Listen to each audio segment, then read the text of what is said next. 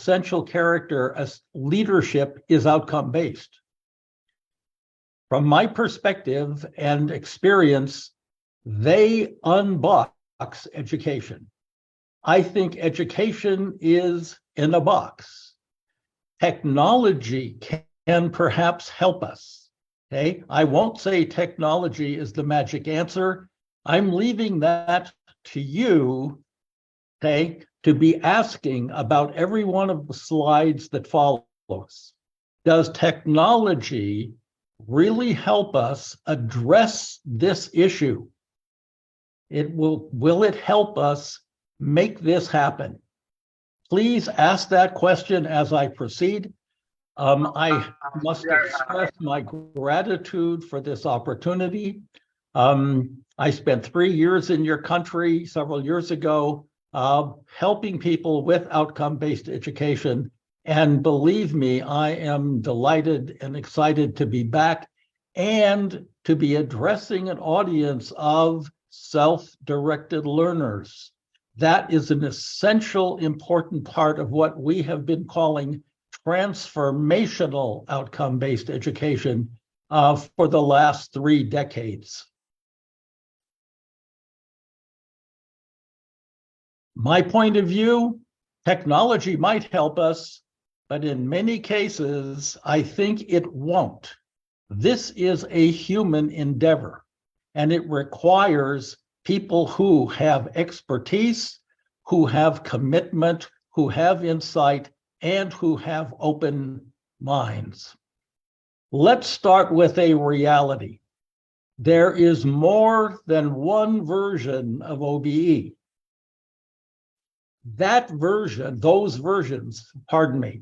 Those versions depend on how you define outcomes. There are many different kinds of outcomes. I'm going to be sharing that in the presentation. And the issue is, do those outcomes get out the door? That is, are they outcomes that simply focus on how we do classes and courses and take exams and pass exams? Or are they ones that get out the door in a tangible way? I am convinced that your university is fostering and producing learners who will take their outcomes out the door. And that's something that we pushed very hard for in the early days of OBE because it was boxed in to too much book learning and curriculum learning and test taking.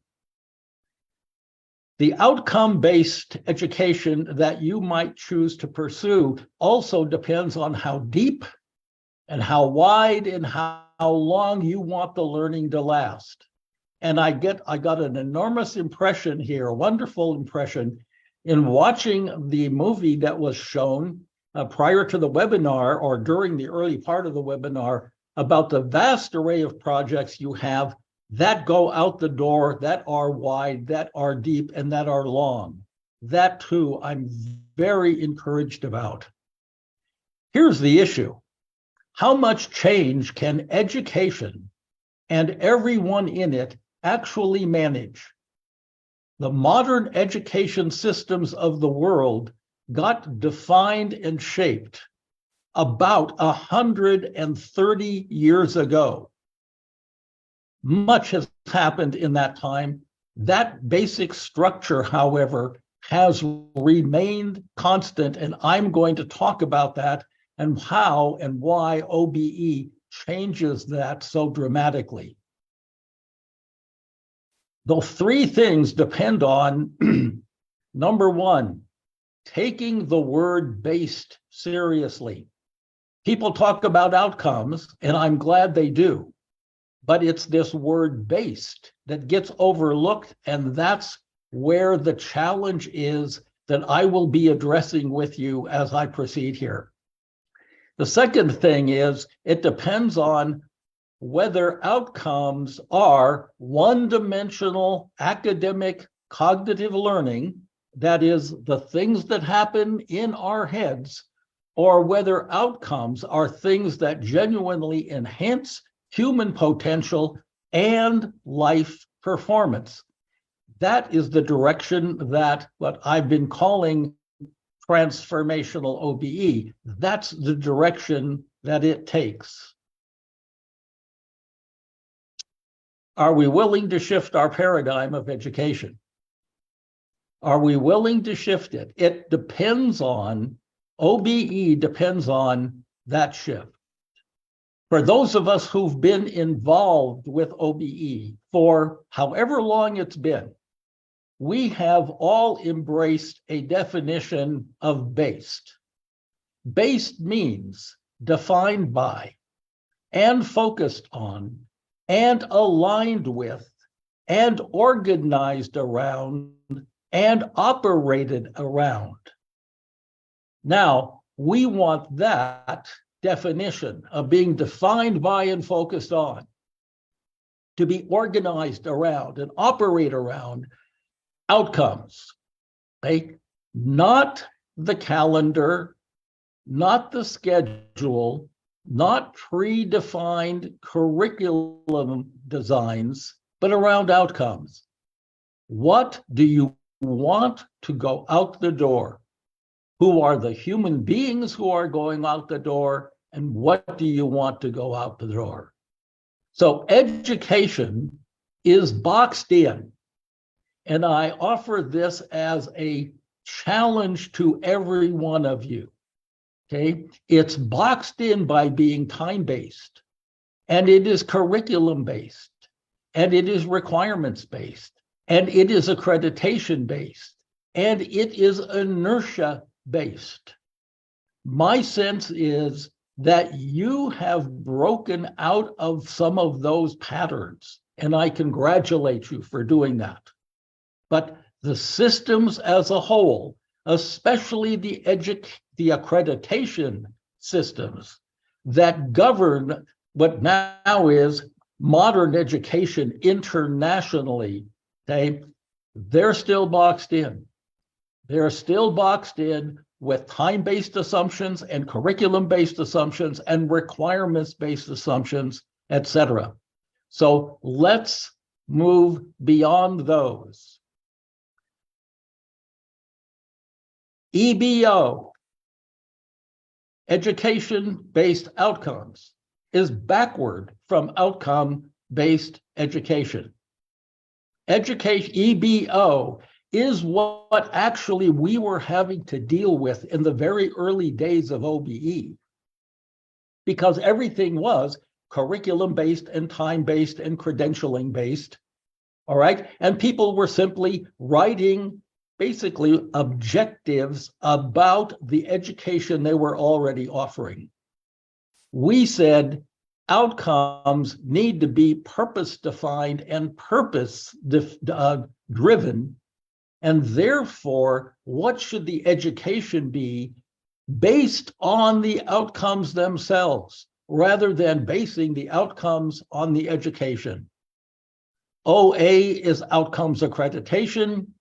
CBO is a week-long seminar. Let me know if you want it. The CBO syndrome is about curriculum-based outcomes. It's about content-based objectives. It's about calendar-based opportunities. It's about a credential-based obsession that we have, okay? Rather than the learning and the performance, it's all about credits and degrees, etc. And standardized testing is a very central part of that in many different arenas. None of those is really OBE. So let me address the heart of OBE with these next few slides. OBE is a philosophy. OBE is a paradigm. OBE is a model. OBE is a system. And they're all based on the fact that all students can learn and succeed. That's where we started those many decades ago. And we had to add the words, but not on the same day in the same way. That is, all the students are capable of learning and succeeding. But the system is organized so that people have to learn things on time, on schedule, in specific ways. And many, many students couldn't do that. So OBE, okay, believes that success breeds success and failure breeds failure. Okay, and success breeds success in two major ways. One is successful learning itself promotes more successful learning, and the motivation for it, to the motivation that knowing you are a successful learner, that promotes more motivation to continue to be a successful learner. We had to bring that philosophy into the system. Here is the change agenda. Schools control. You could say universities control.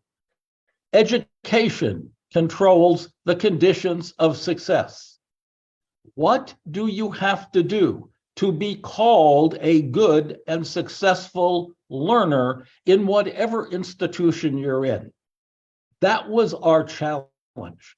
Our challenge was to move the system out of its boxed in, fixed time, single opportunity structure into one that could provide multiple opportunities, flexible time, a host of options and flexibility that did not exist in the system.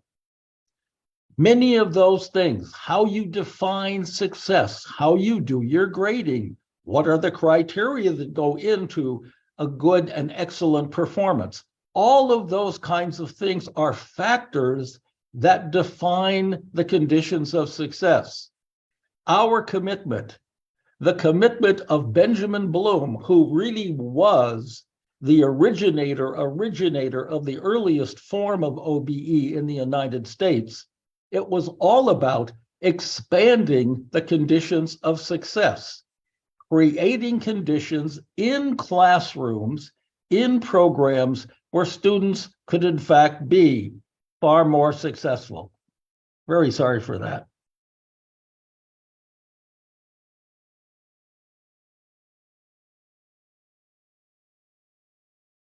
The conditions of success are governed by four major principles.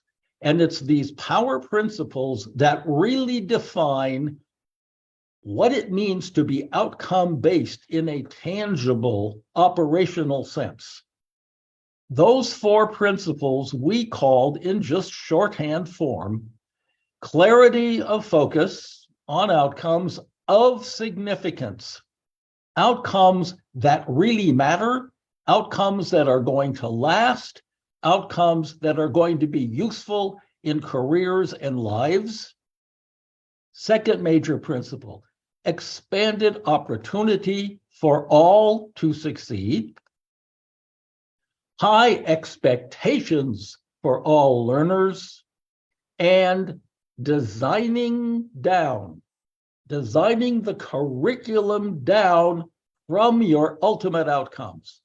That is, the ones that provide what I'll show you later is sort of the peak of a mountain, and therefore designing down and down, what do students really need to know and learn and to become really successful at in order to reach that peak, to reach the highest level that we have for whatever our program is or whatever our vision is of the kind of human being we want to send out the door.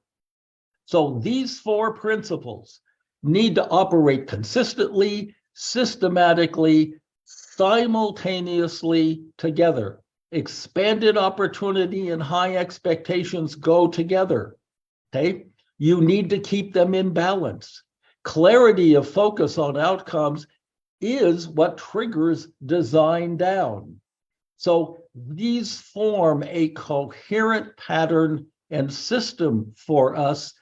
That's the heart and soul of OBE, plus the desire we want all learners to learn successfully, and it's our obligation as educators to help them do that.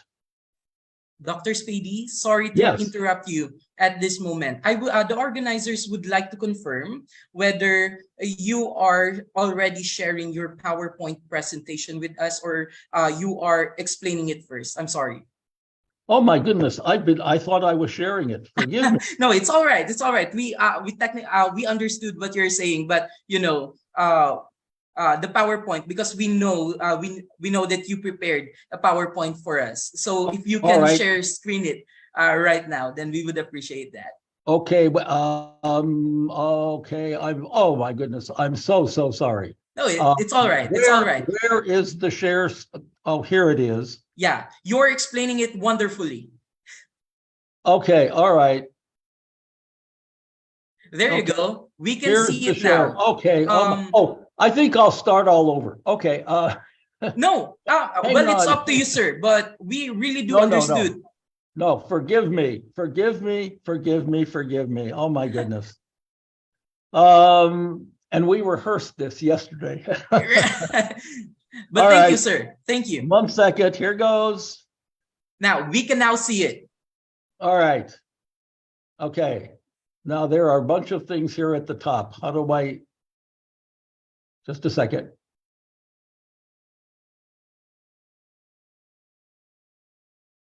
Okay.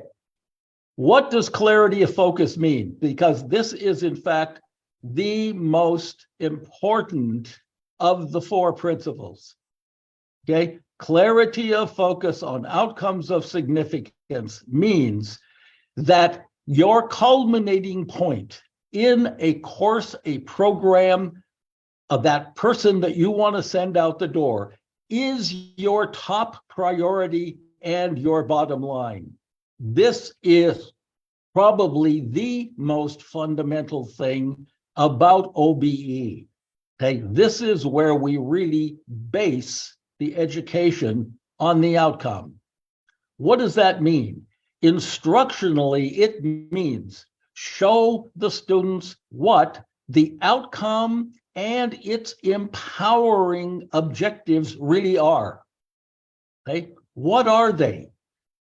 What does a good performance look like? What does a good demonstration look like? Show them that at the beginning. No surprises. We want them to be successful. We want them to learn it. We need to show them what it's all about and explain it. Show a good demonstration, show a poor demonstration. Let them see the difference. Let them see what the essential components and pieces of a good demonstration are. And people have even suggested, and this is a wild idea, give them the final exam on the first day. Then they'll know what this is really all about. That doesn't mean you give them the questions. It means give them an approximation of what it is at the beginning, day 1 of a course, a program, etc. Here's what you're going to be able to do when you walk out the door. Opportunity.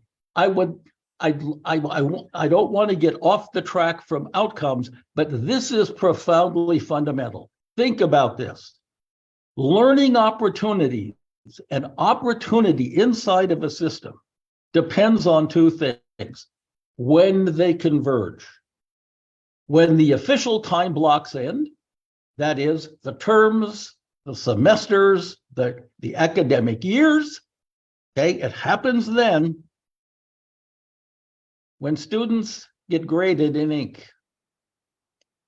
Okay, it's the ink grades and time that determine when opportunities really end. We had to create condition after condition after condition for students, okay, to expand their opportunities for learning success. And we did it by grading in pencil until students had really met the standard we were looking for, the high performance standard, then it can be turned into ink. It shouldn't be determined by the calendar. It should be determined by the performance. So, big leap forward. This for us, for you, this may seem routine. For us, this was a gigantic experience.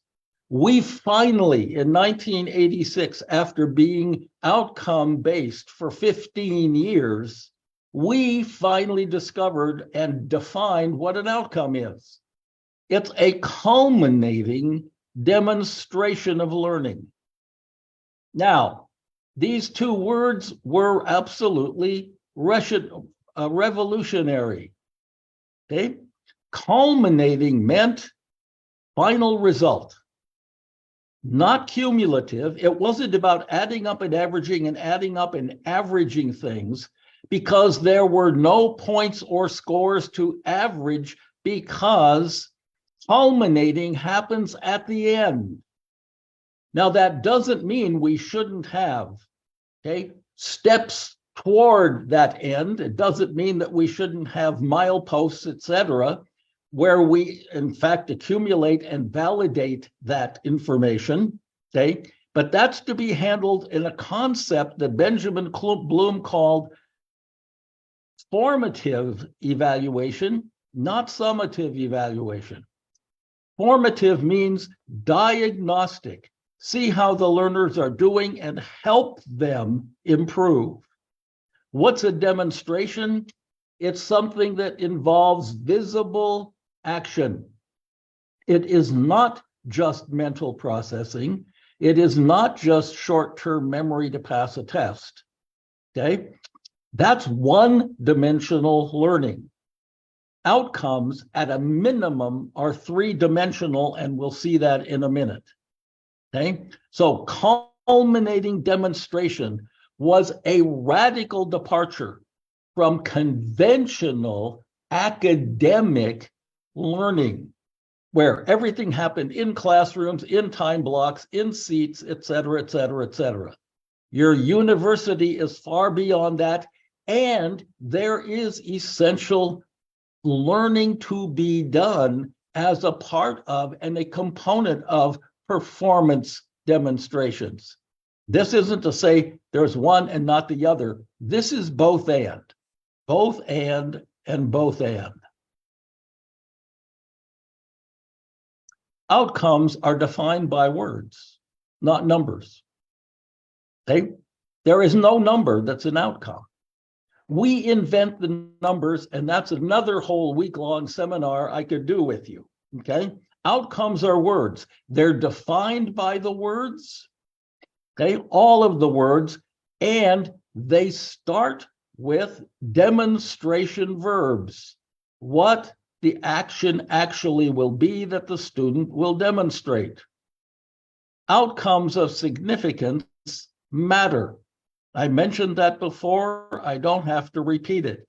They need to get out the door, and they need to be things that are truly central and essential to the life and career the learner is going to be living once they're gone. Demonstrations take many forms, from micro to macro, and from simple to complex. And that's what we're going to be looking at now, Moving from micro and simple to macro and complex. Outcomes of significance. Cognition is one-dimensional learning. It's what happens in your head. Competence is what you can actually do with what's happening in your head. Two-dimensional learning. And three is the context in which it happens. Because every time you do something, you do it somewhere. That is, you do it in a physical setting that itself has challenges for you to meet, etc. So that's where the doing really counts. That's what an outcome of significance requires. Please keep these three dimensions in mind: cognition, competence, and context. Now, there's a hierarchy of forms. Okay, there's a hierarchy. It's like a mountain. This was the simple. The simple are the things we call discrete skills and structured tasks. Structured tasks means that the instructor, the professor, the faculty, they create the task for you. They give you the assignment. They tell you what it is. Okay? Those are limited and limiting in terms of the rest of this hierarchy. Those were the things back in the day we called traditional outcomes, and that's where the name traditional OBE came from. Was everything that was happening in classrooms, in discrete skills and structured tasks, and people were calling them outcomes.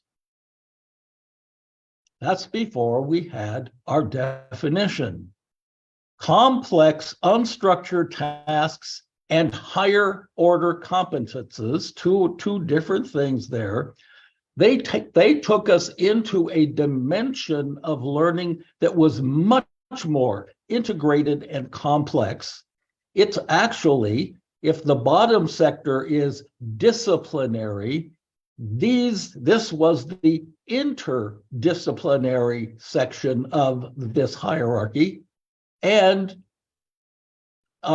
we were absolutely challenged to find kinds of outcomes, etc., that linked different disciplines, different fields, different arenas, where the students had to begin to do integration of different parts of learning, different components of learning, different kinds of skills, etc. Well, what lay at the top of this were two different things that were a gigantic breakthrough. And that's where this upper sector of this hierarchy, this upper sector is where the words transformational outcomes came from. They involve complex functional roles. I will be saying a lot more about those in just a minute.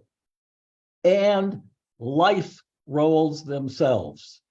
Okay, the life role of being a professional, the life role of being a parent, the life role of being a citizen. Well, it's the complex functional roles that are the fundamental components of those life roles. Let me emphasize that, because we're going to be seeing two major examples of that in just a minute. And we need to spend time on those examples. Okay? Complex functional roles, what we call life performance roles or life role performances, they are the fundamentals of life roles. If you develop those, you're on your way in terms of life role functioning and performance and fulfillment. So every one of these things, from the bottom of this hierarchy to the top of this hierarchy, okay, they're all part of the forms that outcomes take. That is, from the simple and microscopic, etc., to the incredibly complex and integrated.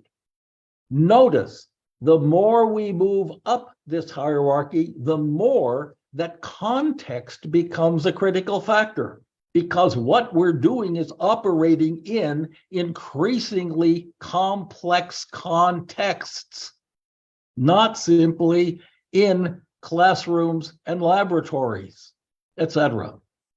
So this hierarchy, when we finally developed this hierarchy, it gave us clarity immeasurably about our outcome-based work, and it gave us targets for realizing, well, we need to have things at the bottom in order to build to the middle, and we need to build and develop more of the middle so that we can extend into that most complex top range. So this was, in effect, an evolutionary, for us, an evolutionary hierarchy. What's the good news? You can now benefit on everything that it took us 30 years to learn. Okay, that's the good news.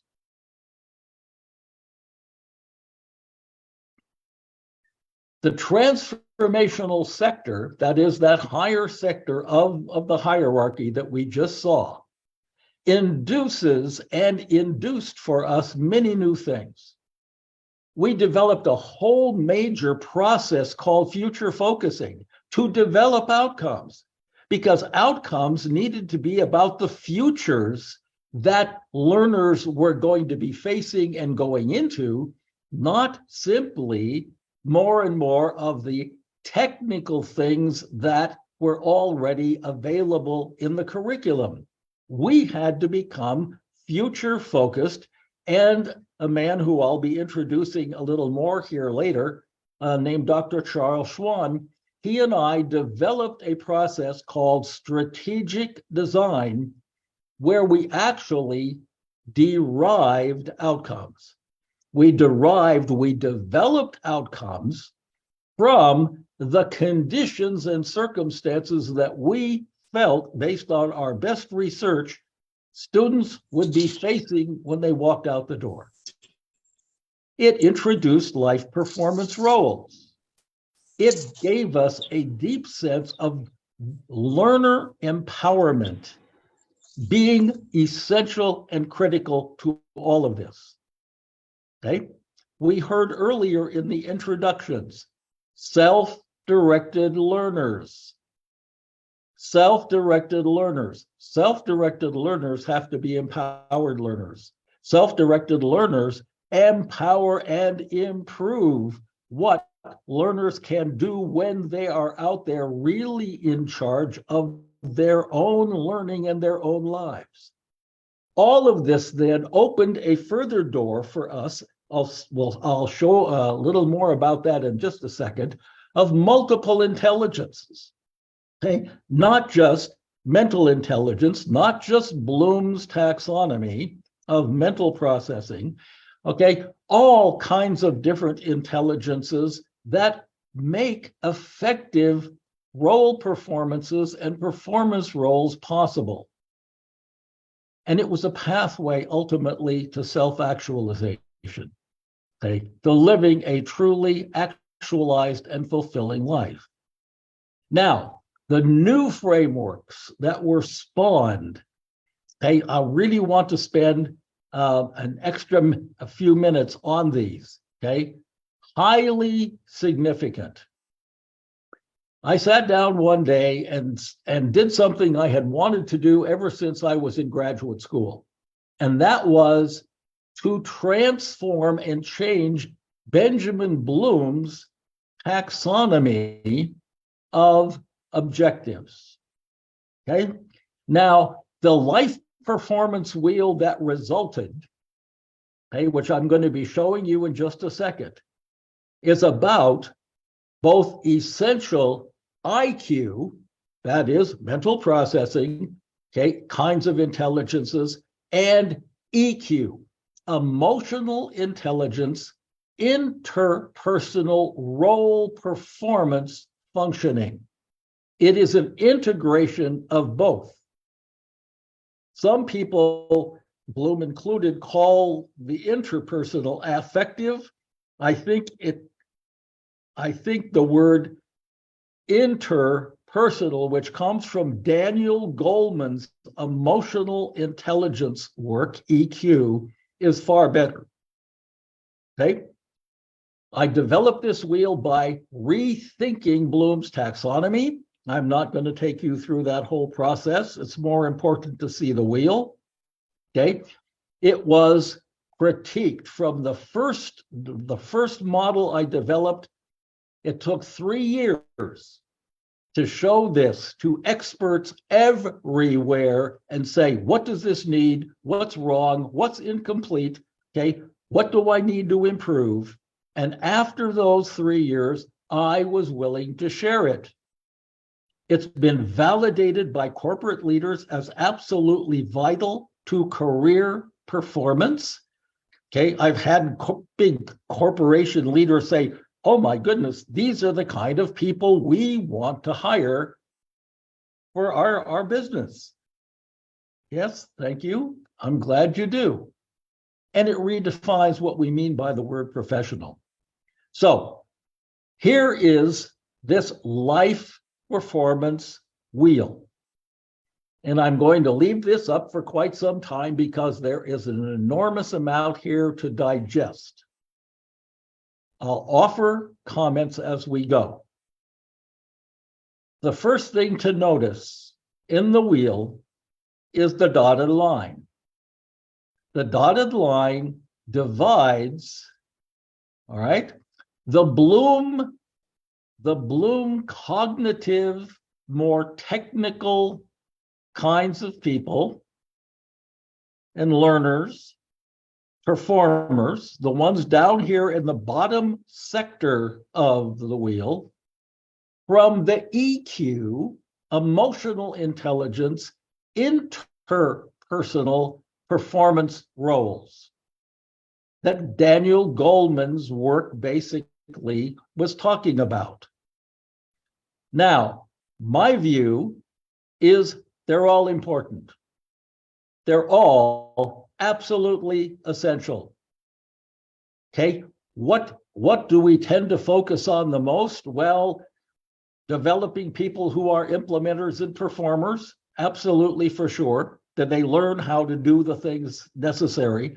But when you start taking Bloom's taxonomy apart, you see that it's really talking about problem finders and solvers, and planners and designers, and creators and producers.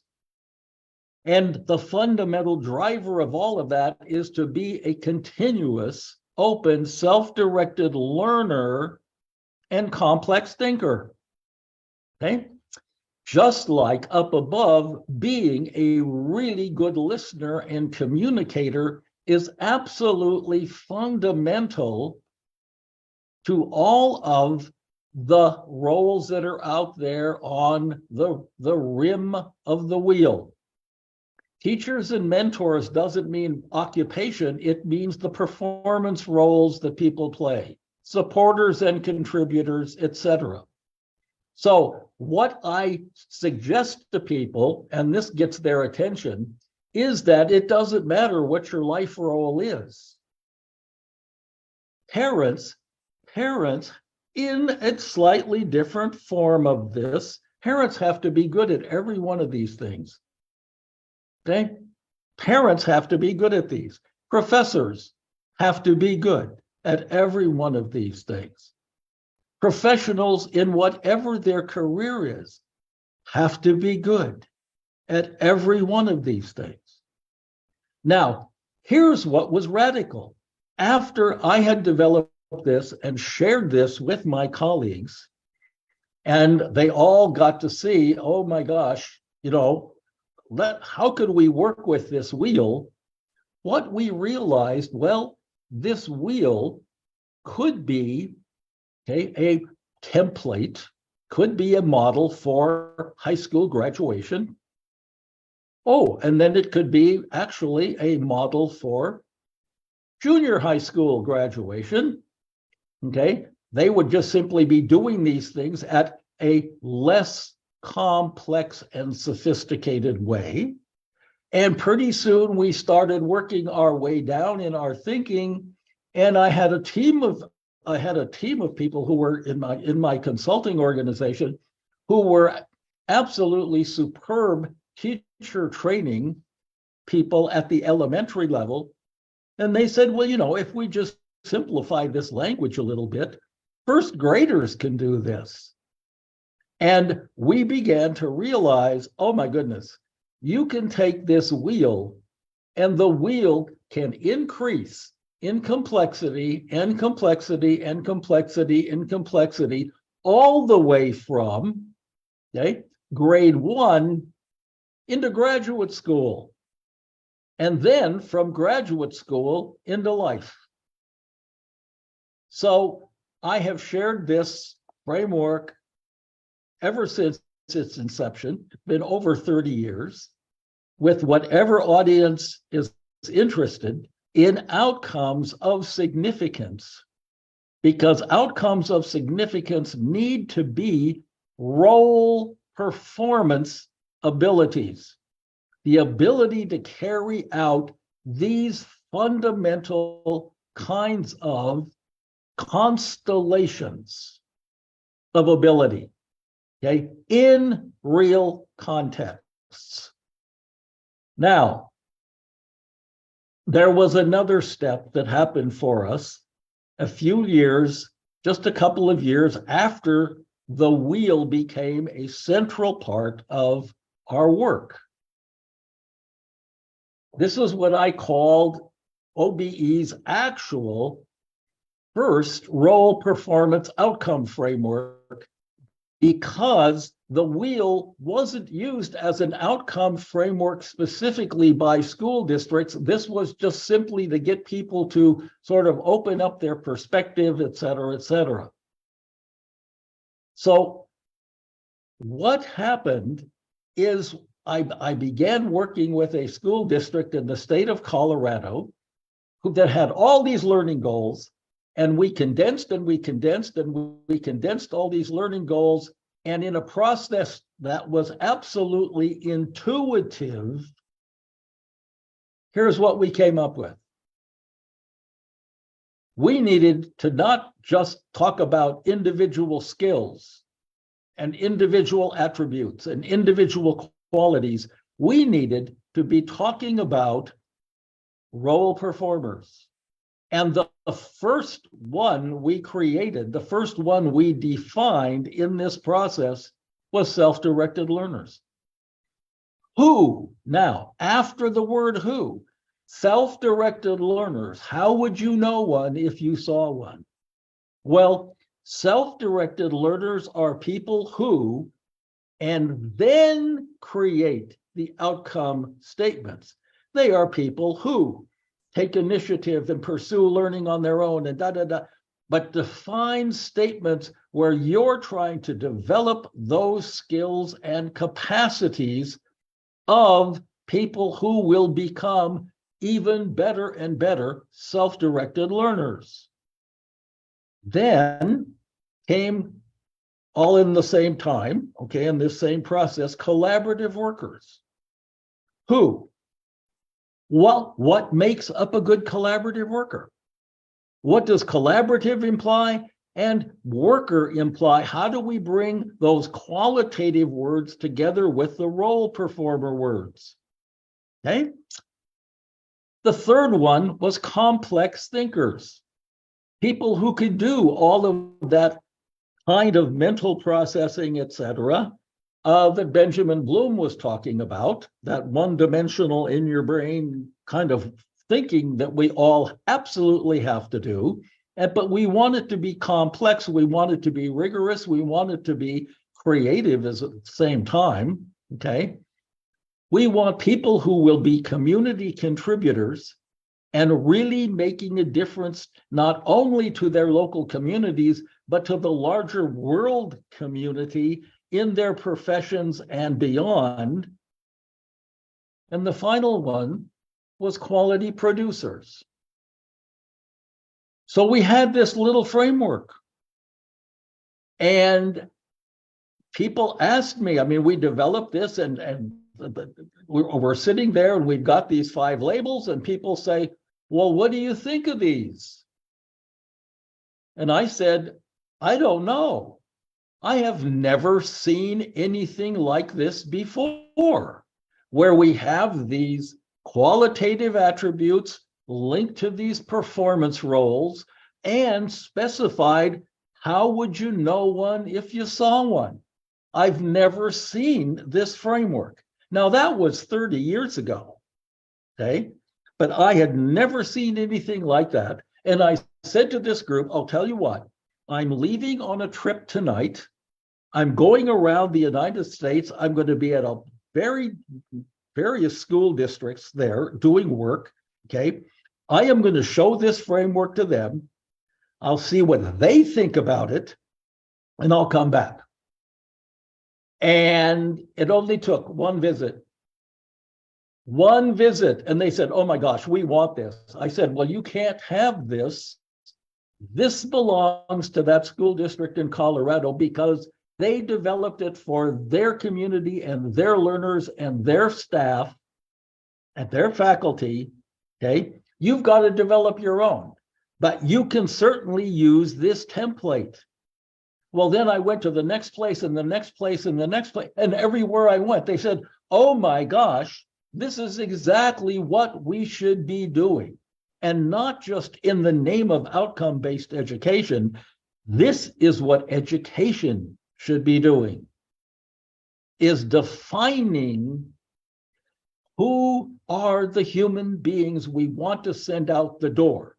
Not what are the subjects they have taken and not what is the credential they have, but who are they going to be when they're out in their life performance roles, really functioning and making a contribution in the world.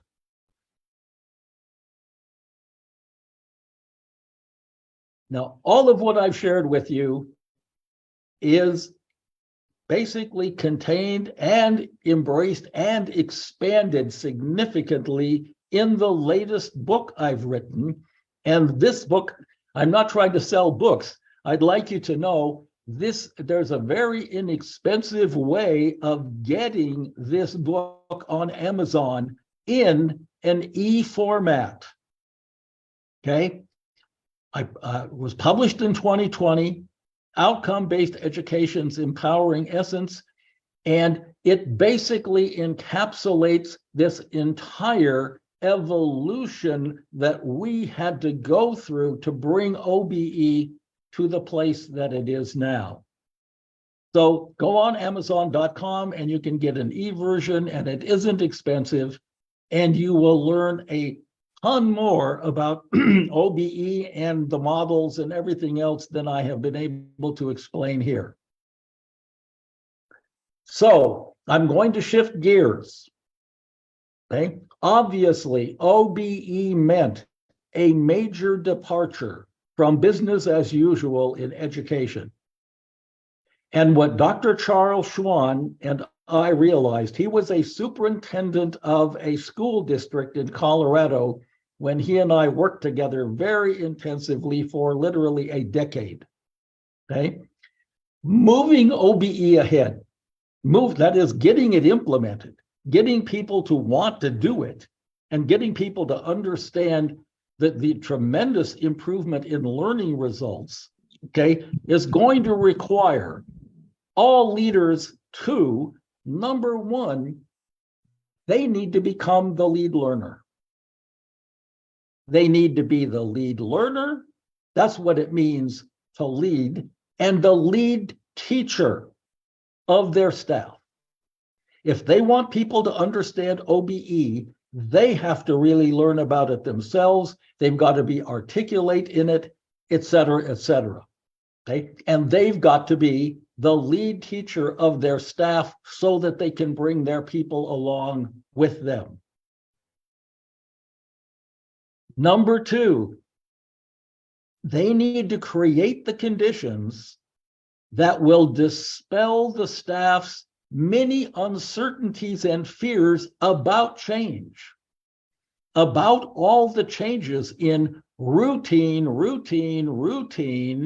ways of doing things that they had not been prepared for.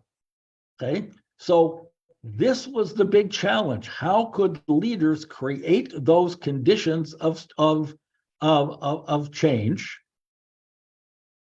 And they had to create the conditions that would embody OBE's philosophy and principles. In other words, they had to make clarity of focus, expanded opportunity, okay, high expectations, design down, they had to make those principles and the philosophy that all students can learn and succeed if we are more flexible with time and our instructional approach and how we define learning goals, et cetera, et cetera, et cetera. Leaders have to do all of that. Okay, what a challenge. What a challenge. Well, we set about saying, okay, well, if we examine all the best work we can possibly find about leadership and depend on those people who have been key leaders for us in the OBE movement, what are the conditions that have to be created for successful change? Before I answer that, we realize that the word leadership and change, they're inseparable. Leaders lead change. That's what leading is. Leading is creating new things. It's taking people somewhere where they haven't been on their own. Okay? It's to propose new ideas. It's to be out front. Now, what conditions have to be created? Well, we discovered 5 of them. Some of this may not look new and unique to you, but for us, this was absolutely fundamental. And you'll see why in a second. Okay? You need to create purpose. If people don't have a purpose, don't see the purpose, don't know how to fulfill the purpose, they're not going to know what to do. And it's the purpose is something they have to own in their heart. This is something I'm here to do. This is something that fulfills me as a professional. The second is vision. Okay? And our distinctions, the distinctions that he and I made in all of this work, there was a real difference. Vision is how you will look as an organization when everything is absolutely working wonderfully to fulfill your purpose. But purpose is the why. Okay, purpose is why we're doing it and why it's essential. Ownership is to build involvement in people in the organization so that they can share in the purpose, help build the vision, etc., but have ownership and involvement. In other words, high levels of participation of the people who are going to be involved. Capacity, clearly, the ability, the knowledge, the know-how, the tools, the technologies, etc., to accomplish the purpose and make the vision happen. And the final was support in the way of resources, tangible things, the infrastructure, okay, time to do the work necessary to build this whole new capacity. Those 5 conditions all had to be there. Oh boy. Well, how are leaders going to accomplish this? Well, what we did is search all of the literature that we could find on leadership and change. And at the time, this was basically in the 1990s. At the time, this whole arena just exploded with new ideas, new possibilities, etc. Lots and lots and lots of people were writing about leadership. A clear link finally emerged. That is a link between kinds of leadership and leadership activity and meeting these conditions. We identified 5 major schools of thought about leadership. Okay, that is the people who were the experts out there and were saying, oh my, if you're going to do leadership, you need to follow our model, and here's what our model emphasizes. All right, we found that they clustered in 5 major areas. All right, and what we did is pull that together And we basically realized that one of our conditions, the 5 conditions you just saw, purpose, vision, ownership, capacity, and support, every one of those conditions was what these people were arguing. That's the thing you absolutely have to do. So they were making the case we had already made. They were reinforcing what we had put together and done. So we gave these 5 schools of thought a name.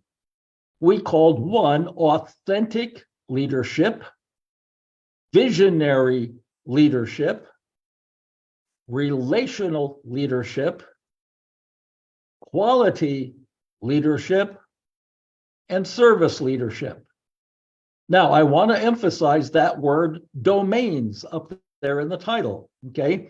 These were the domains of activity and the domains of personal presence and involvement of leaders that linked to the conditions we felt were necessary to fulfill. Well, Dr. Schwann and I put this together, okay, those 5 domains of leadership together with the 5 conditions in a book that we called Total Leaders. And this book was an unbelievable bestseller among educators in the United States and Canada for a decade and a half before they said, would you please write a sequel to this book? So that's coming up in a second. So here's what we had. Authentic leadership embodies the consciousness, openness, inner character, and integrity of the leader. Visionary leadership embodies their imagination, flexibility, creativity, okay, very innovative kinds of people with great ideas, etc., who are always seeing new ideals, new things we could pursue, okay? The relational was direct personal connection, inclusion, engagement with other people. In other words, this is a people person, very involved, face-to-face with others and getting them to participate and be part of the endeavor. Quality leadership is to build the skills and the competence and the abilities to do the improvements that were necessary. And the service leadership assures that the organization fully supports its people with resources, the money necessary to do the new things, et cetera, et cetera. So 5 domains of leadership that express a combination of qualities, orientations, capacities, et cetera, and authentic leadership derives purpose. It is the fundamental one for building this deep sense of purpose, where we're going, why we're doing it, et cetera, et cetera. Visionary helps frame the vision. Okay, that's pretty obvious. Relational develops the ownership. Quality builds capacity. And service ensures support. So obviously, the book lays all this out in much more detail. From the time we originally developed the book and printed it in 1998, much happened. And we were invited to do it again. What would be Total Leaders 2.0.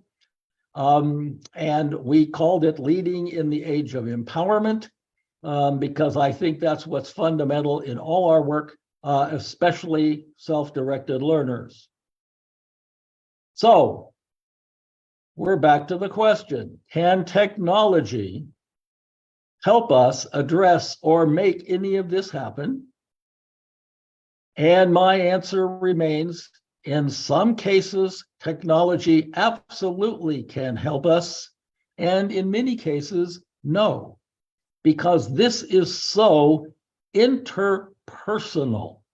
This is so based on how we respond, react, what we do as individuals, etc., in our own individual work. So that's a brief outline of the essence of how OBE combines with leadership to make change, make real change in education and unbox education. So I think we have more than adequate time now for questions and answers. I will try to address them. I'm all ears. And if we need to go back to seeing other slides to answer the questions, I will try to get back to whatever is pertinent as quickly as I can. So, fire away. Okay, thank you very much, Doc Will, for that so far very comprehensive discussion about OBE. Well, guess what? The guests and participants are well prepared, and they really prepared questions that for you to address. So, okay. Yesterday you told me that you will be quite strict as well with the time. So let's start this. Yes, I'll try to make them as pointed as I can. My responses brief and to the point and get to more and more questions. So yes, I'll do my best. Okay. Let's start, Dr. Will. The first question is about your motivation on coming up with the OBE framework. We see how unique it is. So the question that was given by one of the participants is, what has been your motivation of coming up with such OBE framework? Sir, what's your take on that? Oh my gosh. Well, this is a long story that I have to make very short. Okay. It turns out that a personal friend of mine, a young man who went to my high school, who I recruited to come to the University of Chicago as a student because I was a student there. And I persuaded him to come. When I finished my PhD, he finished his bachelor's degree, both of us at the University of Chicago. All right. And he came to me and he said, you know, I love the research work you're doing in education. And I would like to apply my skills in mathematics and statistics to some way in that world. And I said, oh, well, I know just the guy for you to meet. Okay, if you want to do graduate work. And I introduced him to Benjamin Bloom because Benjamin Bloom was the director of the Measurement, Evaluation, and Statistical Analysis program at the University of Chicago. So I introduced him to Bloom, and he instantly became Bloom's favorite graduate student. Wow. Just at the time that Bloom was developing his mastery learning model. Now, mastery learning itself was based on the 3 premises and the 4 principles that I shared earlier. It's just that OBE turned it into a system. Okay, Bloom had not turned it into the same kind of system, rigorous system that we had put together. So he showed me the early results of the research that was coming out of Bloom's mastery model. Okay, it was extremely impressive. Okay, and I said, this will never work. And he said, what do you mean this will never work? Okay, and I said, this will never work because you assume that teachers, and I could use the word faculty here, that teachers control the institution. You assume that they control the structures and how the whole institution functions. Okay. Well, the teachers don't control the schedule, and the teachers don't control the time, and the teachers don't control the credentialing system, and the teachers don't control when the report cards are supposed to happen, and when the course is supposed to start, and when the course is supposed to end. They don't control any of that. But Bloom sort of assumed that the teachers could control all those things. So I said to him, okay, you keep doing mastery learning. I'm going to change the system. All right. And 13 years later, Benjamin Bloom and I were on a national educational program together. And I laid out all of the theoretical work and all of the stuff we had been doing in the name of OBE. Okay. And I had this slide on the screen, and Bloom looks up at the slide, and Bloom says, well, Spady, you're trying to change education. I'm just trying to help teachers. And at that minute, I decided, yep. And I said to him, yes, you are, Ben, but you've got 2 million to go. Now, that was US teachers, all right? Okay, you got 2 million to change. I'll take on the system. I'll stay committed to the system, because the system, OBE's principles and the way we understood it, were changing and expanding the conditions of success. And that was my motivation. It was to create more learning success for more students, because we unnecessarily were limiting that by how the system was structured. Long answer. Sorry. Wow. Wow. You need to understand, Doc Will, that your name and Dr. Ben's name here in the Philippines are big names in terms of education. I think I'm not saying it here, not only here in the Philippines, but in the world itself. So having that kind of conversation, and your friend must be so lucky to meet Sir Benjamin Bloom himself. And I really adore your desire. Well, let me just say that friend, whose name was James Block, he got his PhD under Bloom, and he really was the champion of Bloom's work. Wow. He's the guy who really promoted mastery learning. Bloom was a very quiet man, and he didn't, he was not a big promoter, but Jim Block had a lot of energy, and he had a lot of drive, and he was out there, and Jim Block basically created this small network of other Bloom students and some other educators. They invited me to be part of what they were doing. And in 1980, we created an organization called the Network for Outcome-Based Schools. Well, thank you very much, Sir Will. Now, let us now proceed to the next question.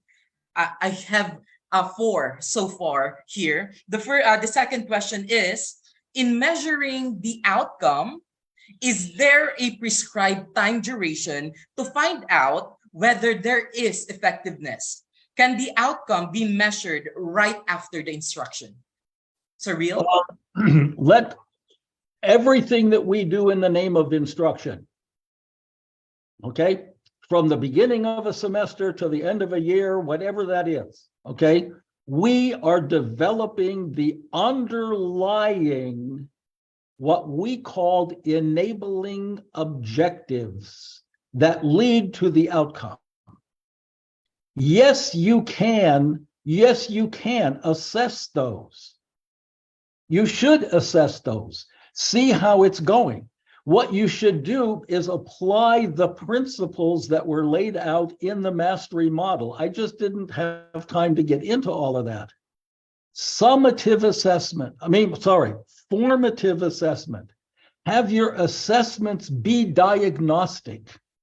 and give specific targeted feedback to the students about what they're doing well and what they're not doing well, and assist them in the aspects of it where they're not doing well. That became part. See, mastery was an instructional model for elementary classrooms when it started. And we just took it and grew it and expanded it to be relevant to all of education. Okay? So, yes, you need to pay attention and build those small things. Okay? But we had a saying, okay? I hope this makes sense. A pile of stones is not a wall, and a bunch of walls is not a cathedral. Now, why do you have the stones? What walls are you going to build to get to the cathedral? Start with the cathedral. That's what design down was about. Design down means build back. And keep asking the question, well, what are they going to need to know in order to do that? And what are they going to need to know in order to do that? And then what are they going to need to know in order to do that?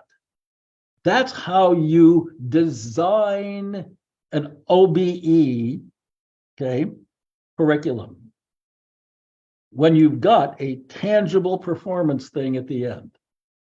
So I'm going to rephrase the question. How long should an expanded opportunity be? Okay, and the answer is, I don't know. How flexible can you be? All right, because I'll tell you another story, but very quickly, I had a high school principal in the United States come up to me and say to me, every grade a student gets in every course in my high school is going to be a grade in pencil until graduation night.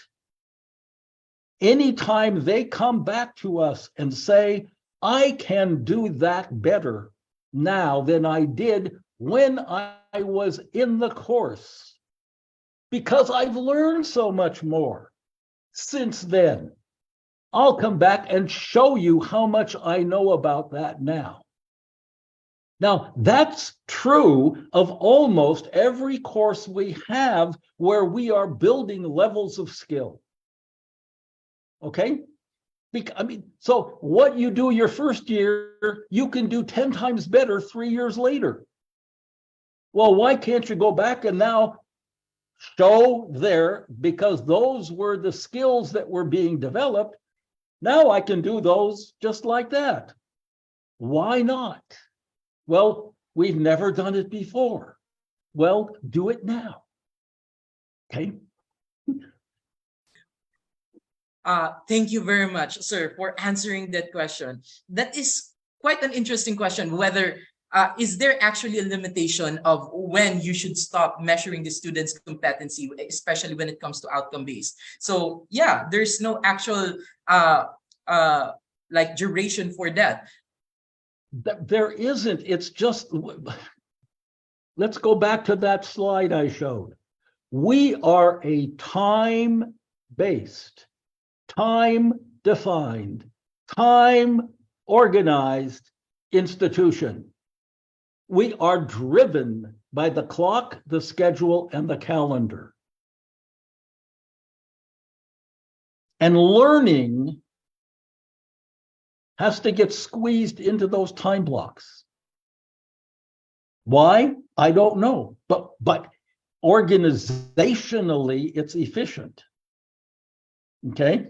So it creates organizational efficiency, and the learning results are anything but what we could actually desire and accomplish. Okay. Thank you very much, Dr. Okay. V.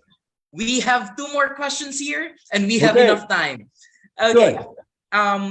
According to one of the participants that we have here, let me read her comments. Thank Okay? you, sir, for the excellent discussion.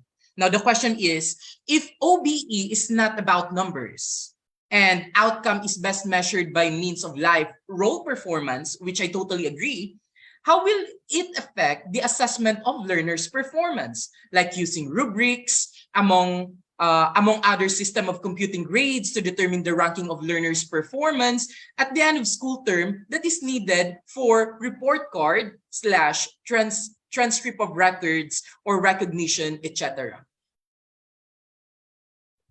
Oh boy. Okay. It's a hard question, doesn't it? No, no. Okay. I see. I have a one semi-simple answer. Okay. And then I'm going to say something very controversial. So here goes. All right. The simple answer is I have developed a workshop in which I talk about all these issues. Okay.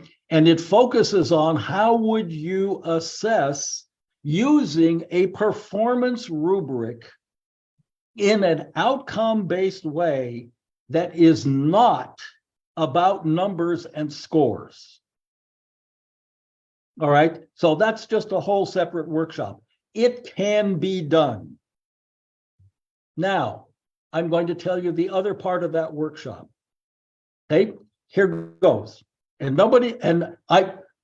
colleagues, please forgive me. Here goes. Okay. Every number out there about learning is an invention. We invent the numbers. There is no learning worth 100 points. There is no learning worth 80 points. Okay, learning, performance, demonstrations, unless you're at the Olympics, when that is the metric of relevance, is not about numbers. That's the challenge.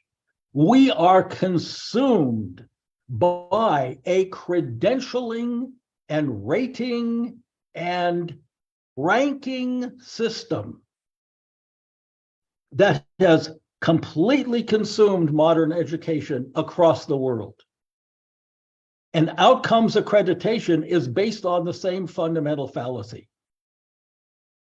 So my workshop on all of that is to show and prove that there are no numbers that are the learning. We make it all up.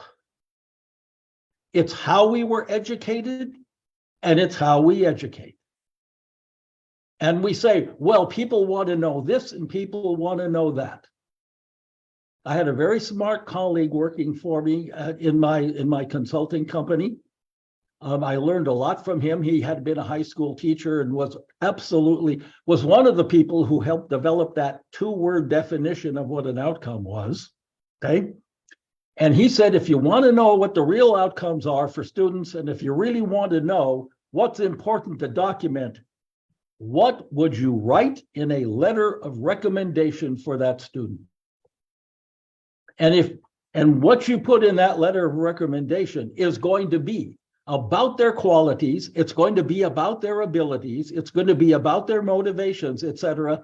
But it has nothing to do with numbers, because we invent the numbers. And people pretend that GPAs have to be computed to the third decimal place so they have scientific rigor.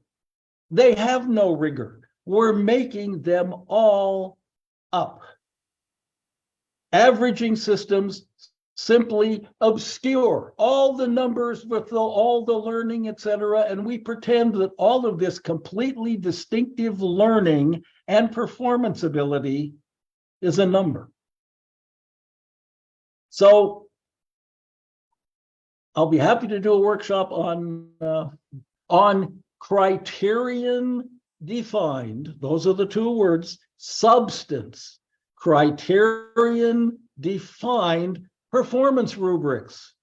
Yes, do criterion defined performance rubrics and don't score anything. Wow. Wow. That is a Very interesting answer, Sir Dr. Will. You know what? There is a comment here, and she says, "I agree. The purpose of education is being imprisoned by the concept of grades rather than authentic assessment, rather than the actual capacity of the learners." and then, and then Dr. Will just clap his hands for that. Okay, now let's go to the last question because we have last 5 more minutes. Being an expert, Dr. Will, in the field of OBE, and you being considered by the majority as the father of the outcome-based education, based on your observation all throughout the world, sir, what do you think is what other countries doing wrong in the field of outcome-based education? Like here in the Philippines, if you are aware of or in other countries that you have visited, what do you think are we doing wrong in terms of outcome-based education, misconceptions or anything about it?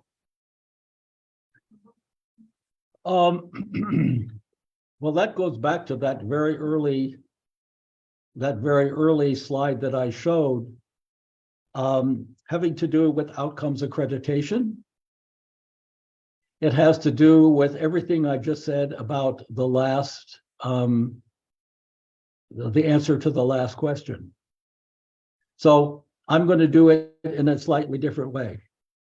Okay, I've been to the Philippines. Okay, I've been to South Africa and done extensive work there. I'm from the United States. I've been to Canada, blah, blah, blah, blah, all these places. Okay, every place I've been has a different number for the passing score. The US passing score in general is 70. Okay. Benjamin Bloom said for mastery learning, it should be 80. Okay. I go to South Africa and the South Africans are using what I call the Queen Victoria model of assessment that they got from the British in the 19th century. Okay. And 80 is the highest grade anybody gets. Benjamin Bloom said 80 should be the minimal anybody gets. Okay. The British say 50 is passing. The Americans say 70 is passing. You say 75 in general is passing. I mean, everybody's got a different number because we're making it all up.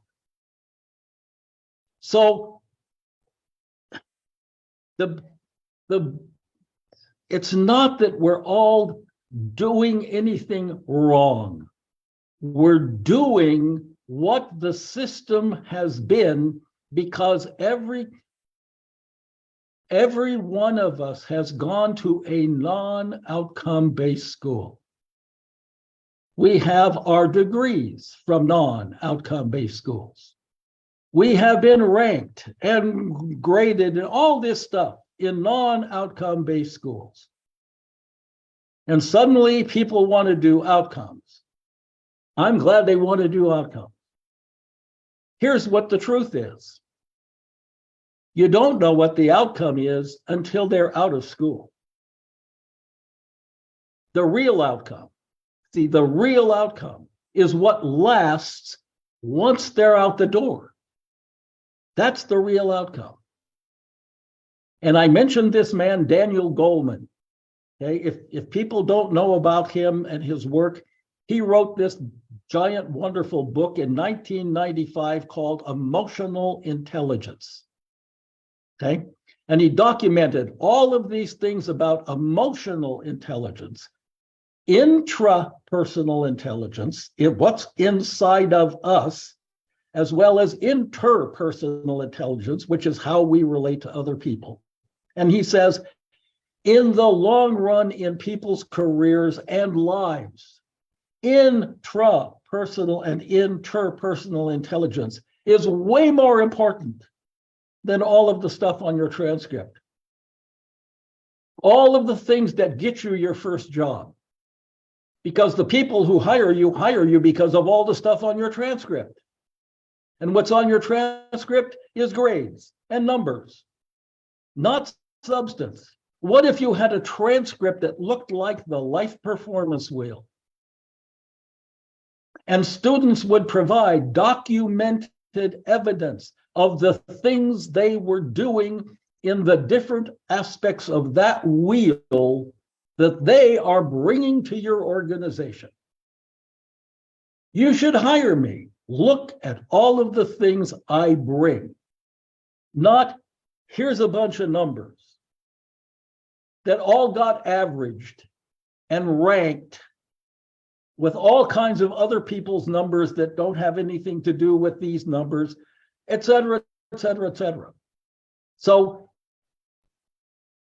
I'm an idealist in that regard, okay? It happens to be what authentic leadership is all about, is the willingness to say, this doesn't work.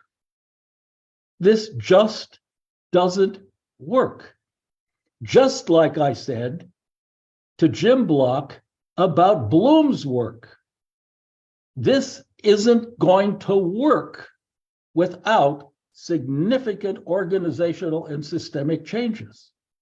And nobody knows how to make them because governments and other governing bodies control all of these regulations, and they keep making all this stuff up, et cetera, et cetera, et cetera. And all their regulations keep reinforcing numbers and scores and percents and averages. So there's a ton of work to do. 4 years ago, I created, with other colleagues in the Philippines, an organization called the International Network for Outcome-Based Education. And I encourage you to go online and look up this organization and see all of the things that people are doing, okay, as we work to bring an authentic message about OBE to the world. Okay? We will surely visit that website, Dr. Will. Now, we will come now to the part where you will have a conclusion talk, sir, that will wrap up everything. Unless otherwise you don't want to you want this one to end immediately. But do you have any concluding words for the talk that you have given right now, Dr. Will? Yes, I have just concluded creating a visual course on OBE, 21 modules. And what I say in the early part of that course is that you have to approach OBE with an open mind and an open heart. Okay? Outcome-based education exists because a small group of us 45 years ago, okay, 45 years ago, cared about all students and realized that all students, not all students, were being given a truly equal opportunity to succeed in school. It was about shifting those conditions of success, expanding them, giving more students the opportunity to be successful learners so that they could feel empowered, etc. That was our commitment.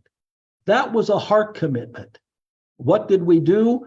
We put the most rigorous brain thinking and logic and reason on top of that to try to make it persuasive to people that this is workable, this is tangible, you can do it. There are all kinds of models. Okay, I call them outcome-based learning models, okay, in the world, but they're not in education. Okay, karate, flight schools, scuba diving, I mean, all kinds of things are basically built around the 4 principles that I talked about. You can do it. You're on the way. You want to do self-directed learners. Oh my gosh. See, that's wonderful. Right. Okay. So the general philosophical orientation of your programs and how people are being engaged in the real world is what transformational OBE is really all about. And I am delighted beyond measure that you've asked me to share these few minutes with you. You know what, Dr. Will, we are more than glad to have you and privileged to have you here with us. We have learned a lot, especially about the transformative outcome-based education coming from Dr. Lavipie. Thank you so much, Dr. Spady, for motivating us in pursuing authentic OBE. I think we needed that more in education. We will now proceed. As much as we would like to talk more and discuss more, time is always an enemy in this kind of situation. So we will now proceed, Dr. Will, to the awarding of certificate. Let me let me read the citation of your certificate. Republic of the Philippines, Bicol University, Open University, in cooperation with Bicol University Extension Management Division, Daraga Albay, Certificate of Commendation is given to Dr. William Spady in grateful acknowledgement and sincere appreciation for the valuable service rendered as resource speaker for the session Unboxing Outcome-Based Education during the webinar series entitled International Webinar on Redesigning Leadership and Educational Technology in an Outcome-Based and Inclusive Education, held on April 29, 2023 via Zoom/Facebook Live. Given this 29th day of April 2023 at Bicol University, Open University, Daraga Albay, Philippines. Signed, Dr. Roldan C. Cabiles, the Program Advisor of Mainget, Dr. Melinda D. De Guzman, the Program Advisor of MAELM and EDEL, and Dr. Jose Carlo B. Lavapie, the Program Advisor of Max Oxted.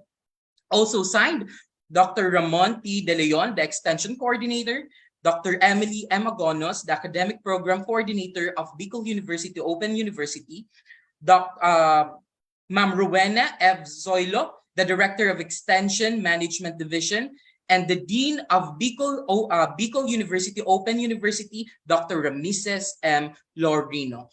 Sir, virtually received your certificate of commendation. Everyone, let us give Dr. Will Spady a virtual round of applause. Sir, thank you very much. Absolutely, my pleasure, my pleasure. Thank you for this opportunity. Thank you. Okay, thank you, sir. With that, we will now proceed. If you think that we are done already, ladies and gentlemen, we're not. We are just halfway through our seminar, our international webinar right now. Now, to introduce to us our second speaker, let me call on another student from the Doctor of Educational Leadership and Management, Ma'am Jamilia Makapundag. Madam?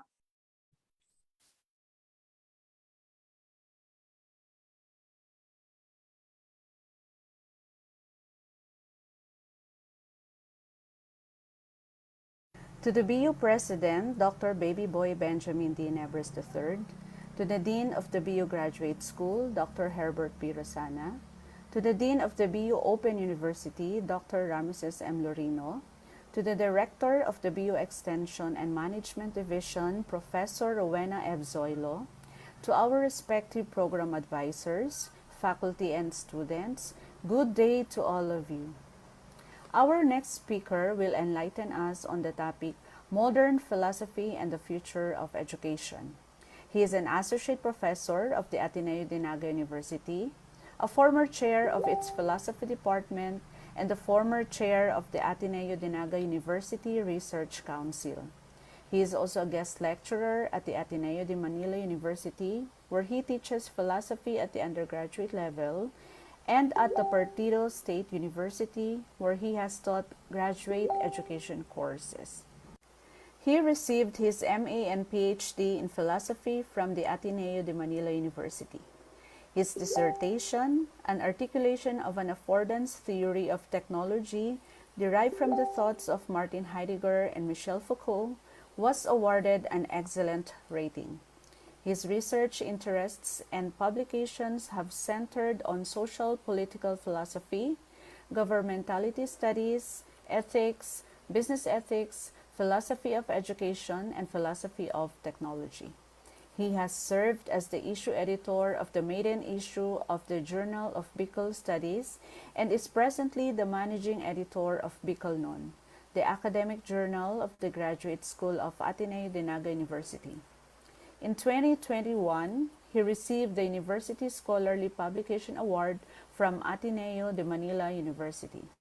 His recent engagements include speaking at the Heidegger Circle in Asia 2022 conference, being the lead convener of Ateneo de Naga's 2021 International Research Conference, being a Regional Quality Assurance Team or ARQUAT member for philosophy, serving as a national trainer for the senior high school subject Introduction to the Philosophy of Human Person, and national trainer for the JEC subject Ethics.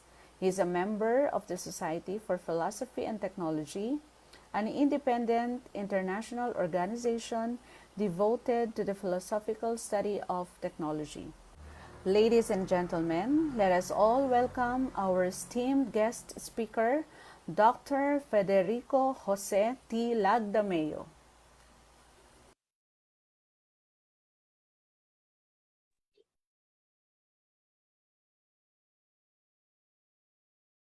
Good morning, everyone. I'm not sure whether my audio is clear.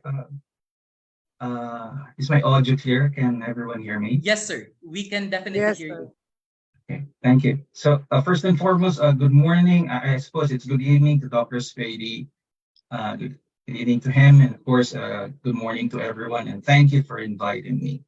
I just realized I'm put in a very unenviable position because how does one speak after Dr. Spady has spoken? How does one, come up to that same level of erudition and, of course, passion for what he has been advocating, mainly outcome-based education? I will certainly try because I cannot do otherwise. Okay, so my title really is misleading. So it was a title given me, and I guess one of my difficulties was to work around the title with something I really wanted to speak about. Okay, and as it happens, when Dr. Spady spoke about outcome-based education, everything he said confirmed my own convictions about education. So you might have noticed that I have been clapping my hands at many points of his talk, of his lecture, of his sharing. Anyway, so let's get to it. Allow me to share my screen.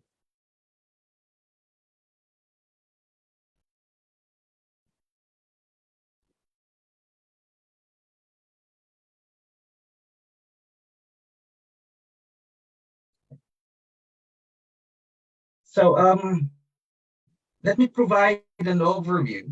Just click my slides here. Okay.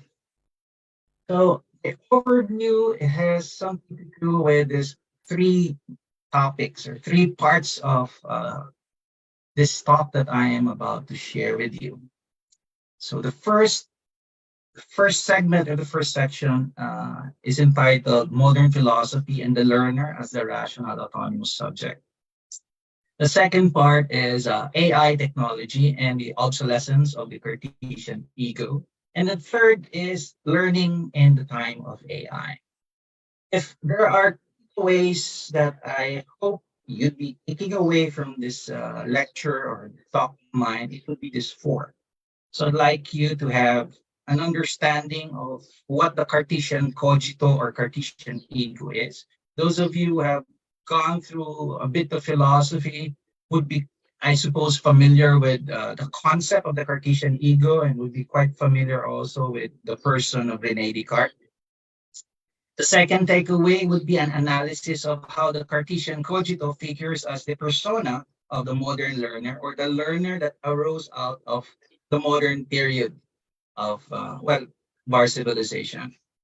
The third is I'd like you to have or be acquainted with a survey of key technological developments and social cultural changes occurring today that are impacting education.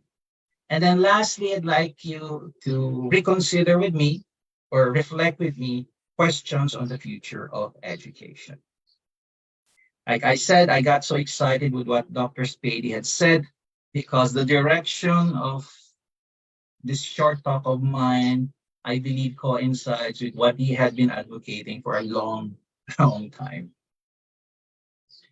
In terms of outcome, and I'm a little embarrassed to share this because, well, we do have the father of modern OBE with us. But here's the outcome I had in mind, that once you stepped out after this experience, after this interaction, this talk of mine, the outcome I am aiming for is that if you're an educator, you'd be seriously provoked to reconsider, together with other like-minded people, the purpose of education at this point in time. Given that's that, begin then. I suppose you've heard the introduction, and I'm sure you have come to the conclusion that I teach philosophy subjects. And I teach philosophy primarily at the undergraduate and graduate levels. And a recurrent refrain of mine is how many, if not all, of modern Western civilization's problems can really be laid at the footstep of a 17th century French philosopher by the name of René Descartes. Now, this is his picture here. So he lived between the times of 1596 and 17th century. So you might have heard of Descartes at some point in your college education, or perhaps you're more familiar with his most famous dictum, cogito ergo sum. Okay. So he lived during this time and stayed in various parts of Europe. He was a mathematician, he was a philosopher, he was a man of letters. He also has the distinct honor of being recognized as the father of modern philosophy. Okay. So if ever you get into philosophy and the topic of modern philosophy gets broached, I'm willing to bet that at some point the name of René Descartes will be mentioned. Now, let me explain how Descartes attained or was granted this title of being the father of modern philosophy. Okay. So, Descartes lived at a time of tumultuous social upheavals, but on a certain extent by scientific and technological breakthroughs. Among them were Galileo's discoveries on the law of falling bodies and the moons of Jupiter, which challenged the traditional Aristotelian view of the universe. Another was Kepler's laws of planetary motion, which helped establish the heliocentric model of the solar system and paved the way for the work of later scientists. The invention of the telescope in the early 17th century also allowed for more detailed observations of the heavens and was instrumental in Galileo's case, his discoveries. The barometer, which was invented in 1643 by Evangelista Torricelli, enabled the measurement of atmospheric pressure accurately and opened up new possibilities for the study of meteorology. Now, while invented earlier, the microscope was developed further during the 17th century, allowing for the observation of microscopic organisms and structures. And lastly, but certainly not the least, the printing press, which, while invented several centuries earlier, became widely available during Descartes' lifetime, allowing for the rapid dissemination of scientific knowledge and ideas. So these were the breakthroughs during scientific and technological breakthroughs through his time. But these breakthroughs either contributed to, resulted from, or were in tandem with the following transformative events as well. So it's where the Renaissance, which was a period of cultural and intellectual revival,